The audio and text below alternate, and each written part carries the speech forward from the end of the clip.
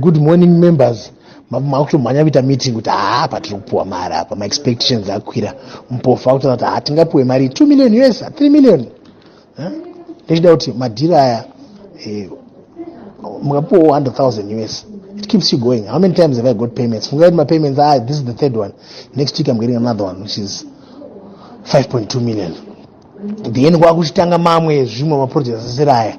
Pane kupolice, pane kuimmigration, pane chakawanda. Esachuya, mwanga muchingocollecta muri kudya ipension. There's no need to be greedy or to try and aim high and try and, what I said is bring new work. Chinhu ndakachibata kuti dzvi. Kuti dzvi. Kwete zvekufungidzira. Paenda kuItaly ndakasvika kuairport. Pandabatwa roko my son. Ndiperekedza kusvika padhoo ndege. Patafamba mured carpet ndakabatwa roko tichitaura. Saka usana uchidai ichi. Saka kusvika padhoo. Apedza kumhoresa vanhu. Apedza kumhoresa maVPR2 kwakusidzoka. I'll phone you when I get to Italy. Goodbye my son. Ashedzera ndege yanga yamutswa. Goodbye my son. I'll call you when I get to Italy. Vandamhoreswa. Saka ndiri mukati sandikuti take advantage of that. Don't try and eat in what I have done myself or what caused us problems in the past. Ijgaya shamari today my school fees. How can you cry about my school fees? Nezona yatenga wache 2.2 million ndakazi kutumira video. 2.2 million but you cry about school fees.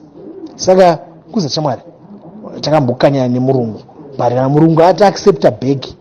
Let's get whatever is there so that you keep going. Because what's difficult for us business people are running costs. Uda kuenda bosi ya 2000 small zirikuneza for 1000 but then izvo zvinasimuswa 1 mabills akaungana 5000 madam. Mari yako yemwedzi unondapedza newe asinotaura newe 5 yako ga school fees pamwe 10 pamwe 20 it's nothing kaka mapedza iwo kwakombovu kumarori pamwe ari kukubhadhara tireko maiko zvimwe zviri kubhadhara but kwaita passive income kana pakachuya it keeps you going. That's what I thought. Okay, fine, let me reconnect with these guys because both of you have high potential. And more structure me deal to funny mari is always going to drought. No go understand ne structure kuti tongodzi tista ku supply chibage tobva tangokanda right chibage chiri ku supply ne Militech ndo ku supply chibage chese ndo ya wina contract yacho bom advance payment takutanga kuti zvinhu ndizvo advance payment because to trust waka tiriwane mukuru and what. So I need a team like that. Yes, I've got my own projects. My projects I'm going to do but I need a team like you which we share ideas. Each angle, what do you think? Yeah, it makes sense. Each chakanaka ichako ichi ichindukurowa ichi handichangu ndega but mapayment angu vhezi munoaoneka munoona nyuko handitozokupa you drink apa guys 50,000 US each guy no 100,000 murungu tinoenda goriji tikwenda kusouth kwakamira sei okay chinjai muende next week nendi neimwe mari next week kuti ndakatoti Victor boys rangu ndakuwirira naro vakatoya panapa vachivava vatuda mota dzedu kudzungu racho nderega. Why can't you wait? Let me lead the way. Motera kumashure vakatouya hanzi vaivava namike we want our cars. Taura nemunhu wako, taura nemurungu wako. Sanobva ngopera simba manje naye Mwari. And ndafunga kuti these people I do not want to walk away from them. Must know my 10 million US avo. Manje look at and understand level rasiyana. From election time I'm 10 times higher than I was then, if not 20. So level ratisiyaneka saka makasara pa level rero dai takakwira tese step by step would be.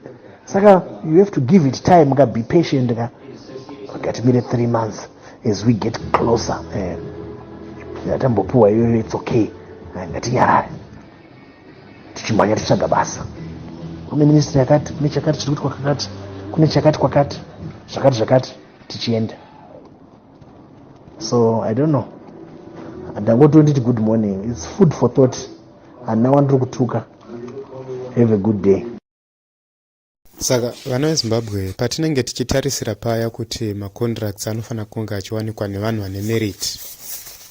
Vana Chivhayo they have confirmed kuti ivo vanomawana nechikopokopo.